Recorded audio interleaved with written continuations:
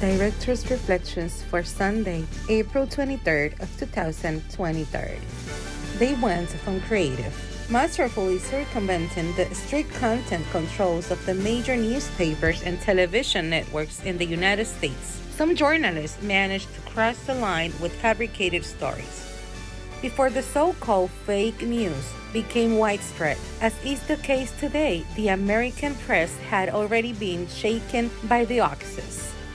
After the Vietnam War, for example, there were emblematic cases. The Washington Post and some important magazines admitted having published fabricated reports by the young journalist Stephen Glass, then the prodigy child of the American press. The same thing happened to him back in 1981, when he had to return to Pulitzer Prize that was awarded to his reporter Janet Cook for the fabricated story of the 8-year-old boy Jimmy addicted to heroin, which shocked the entire society.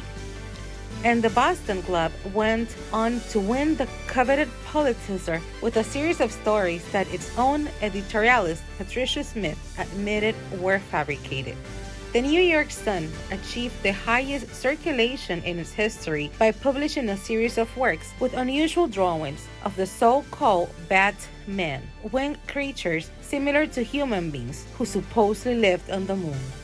It was said then that it was the product of a discovery by John F. Herschel with a giant telescope. In 1950, the Chronicle, trying to compete for viewership with the San Francisco Examiner, concocted a Last Man on Earth series, depicting reported Bud Boy's supposed odyssey with his family to survive in a wild environment.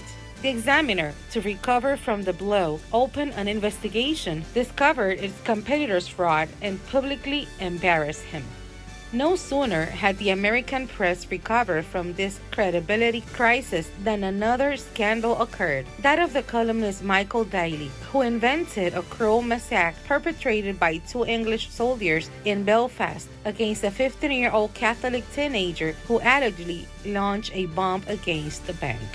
Luckily, the Dominican press has not had to suffer these painful tricks by its reporters, and hopefully that never will happen. For Listín Diario, voiceover and translations by Indira Rodriguez.